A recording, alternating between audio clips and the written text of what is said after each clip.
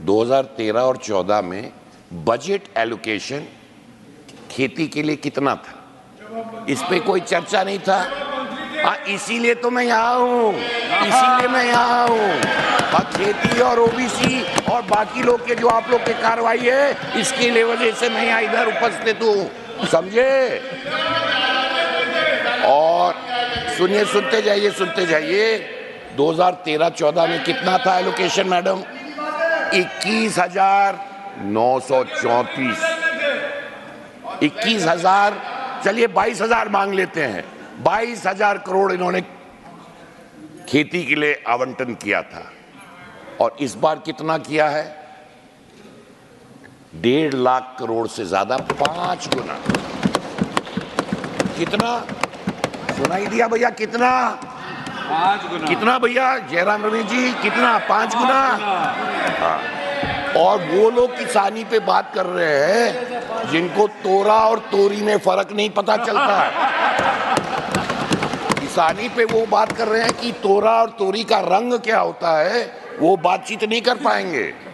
और मैं एक हरियाणा के नेता कह रहे थे कि भाई एमएसपी का क्या हुआ, हमारे सरकार ने सिर्फ 23% गेहूं खरीदा।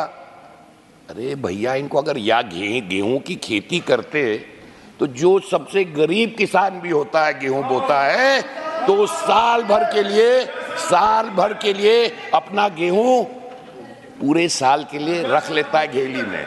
अब इनको गेहूं कभी बोए हो तब तो जाने, तो सारा एमएसपी कैसे दे देंगे?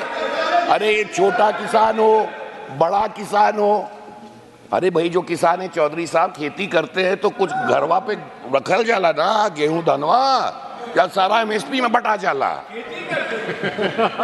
कमाल बा कि कैसे एमएसपी में 23% उठाया, उतना नहीं उठाया। मैं तो पूर्वांचल से आता हूं, गन्ना किसान खुद हूं। आज जब से केंद्र और प्रदेश में, हाँ भाई, मेरे पिताजी थे राजा, अब कोई राजा नहीं है, आप अपने को राजा बनाते रहो। नहीं, सर मैं आपको साफ तौर से बताना चाहता हूं, ये भ्रम की राजनीति करना चाहते हैं। अरे इनको भारतीय जनता पार्टी से नफरत हो सकती है, हो, बहुत अच्छी चीज है, इनको नफरत है।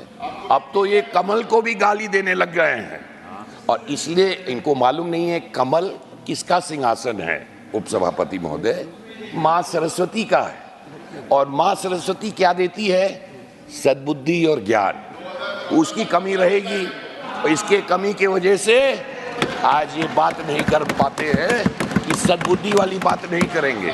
भ्रम के कारण, और अन्नदाताओं को और किसानों को, आज गन्ना किसान अगर कुशीनगर में अगर वक्त पे गन्ना गिराता है, सही मूल्य मिलता है, और 15 दिन के अंदर पेमेंट गन्ना किसान को मिलता है, उसके बारे में नहीं चर्चा करें।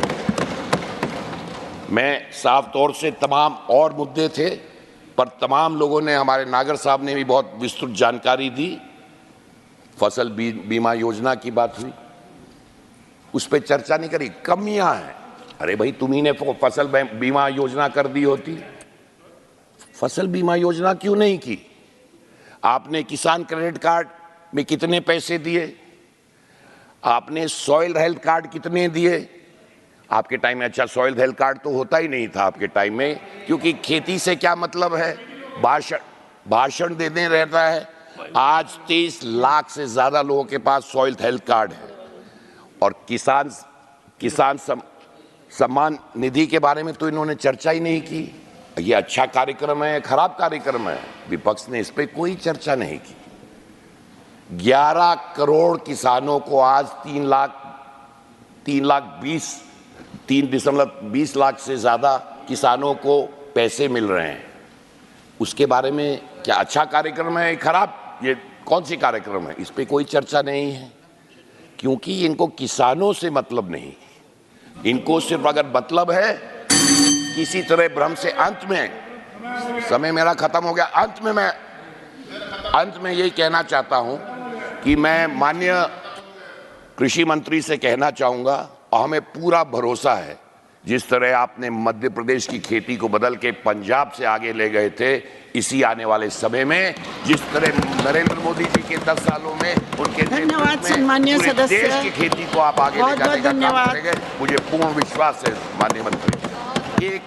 एक मान मैं करना चाहता हूं, पूर्वांचल से आता हूं।